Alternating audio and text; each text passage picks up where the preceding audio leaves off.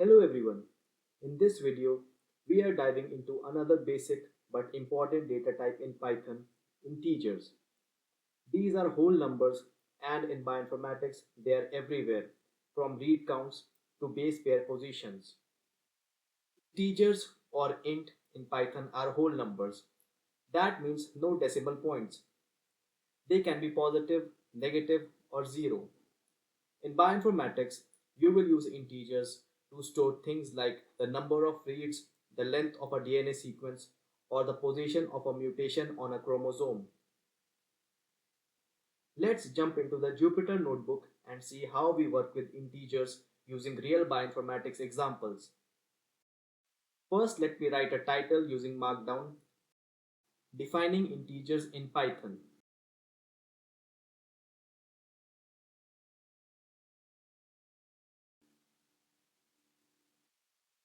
Here I am writing hashtag and after that I write number of sequencing reads.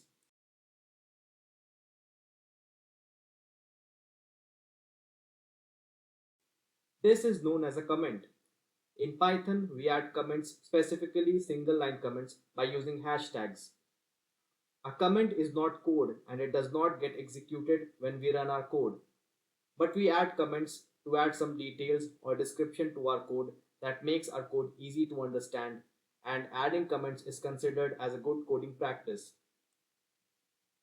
You will see me using comments more extensively in future videos. Here I am typing read underscore count equals to 152043 for creating a variable called read underscore count and assigning it the value 152043. Let me just recall for you that a variable is just a name we give to a value so we can reuse it later.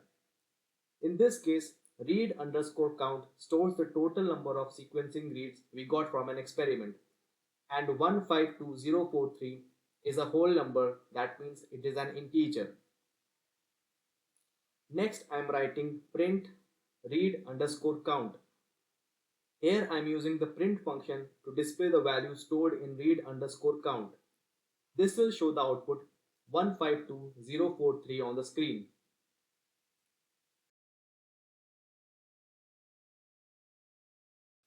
Hashtag sequence length.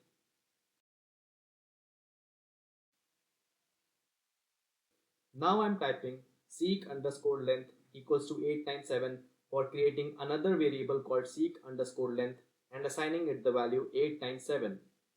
This could represent the length of a DNA sequence in base pairs. Since it's a full number with no decimal places, Python treats it as an integer too. Now I type print seek underscore length to print the value of seek underscore length. This will output 897, that is the length of our sequence. Hashtag position of a mutation. Here I am typing mutation underscore position equals to 305 for storing the number 305 in a variable called mutation underscore position. This could be the location of a mutation along a gene or chromosome. Again, it's a whole number, so it's stored as an integer in Python. And finally, I print mutation underscore position to print the value inside the variable mutation underscore position, and the output will be 305, that is the base pair location of the mutation. What can you do with integers? With integers, you can do math, you can add, subtract, multiply, or divide.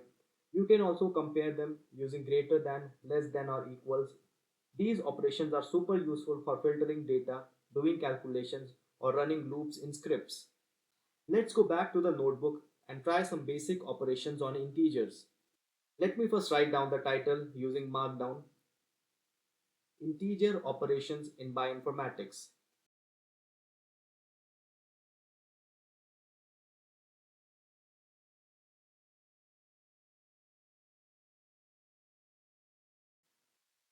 Hashtag add to read counts.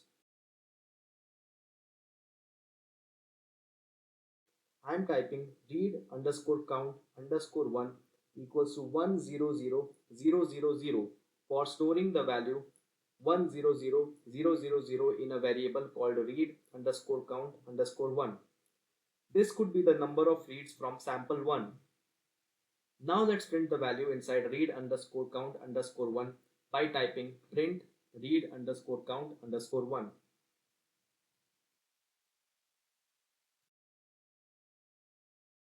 Next, I'm typing read underscore count underscore 2 equals to 52043 for storing 52043 in another variable named read underscore count underscore 2. This could be the read count from sample 2. Let's also print the value inside read underscore count underscore 2 by typing print read underscore count underscore 2.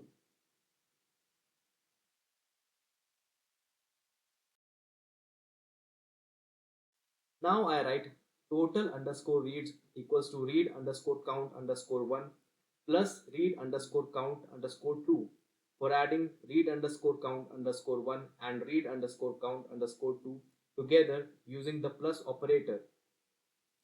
The addition result is stored in a new variable called total underscore reads. This gives us the total number of reads from both samples combined. When I print total underscore reads, Python shows the result of that addition, which will be 152043.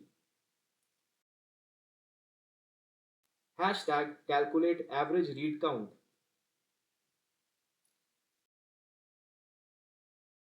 Average equals to total underscore reads slash slash 2. By writing average equals to total underscore reads slash slash 2, I am calculating the average read count by dividing the total underscore reads by 2.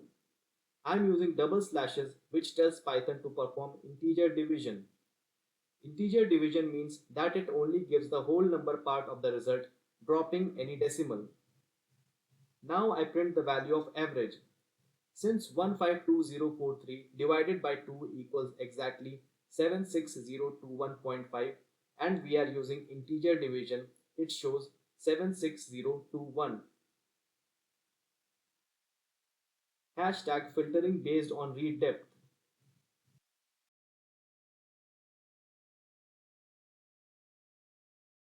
Here I am creating a variable called depth and assigning it the value 17.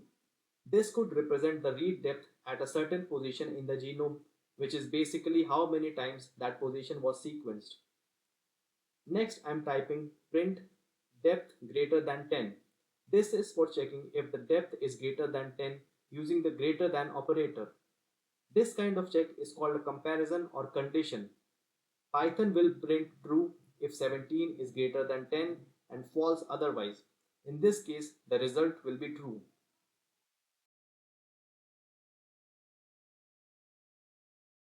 Hashtag position based logic. Print mutation underscore position is less than seek underscore length. This line checks whether the mutation position is less than the total sequence length. We have already defined mutation underscore position variable earlier in a notebook with a value of 305 and we are using that same variable here. We are using the less than operator for this. Since 305 is less than 897, Python will return true. This kind of logic is useful when checking if a mutation lies within the bounds of a sequence. Why integers matter in bioinformatics? So why do we care about integers? They help us keep track of read counts, SNP numbers, sample sizes, sequence lengths, and mutation positions. You will also use them in loops and conditions, things you will write all the time in your automation scripts. To wrap up, integers are your go-to data type for any kind of number that doesn't need a decimal point.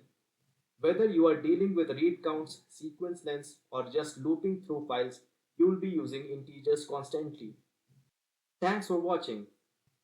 In the next video, we will be taking a look at the float data type in Python. If you found this video helpful, don't forget to like, share and subscribe to the channel.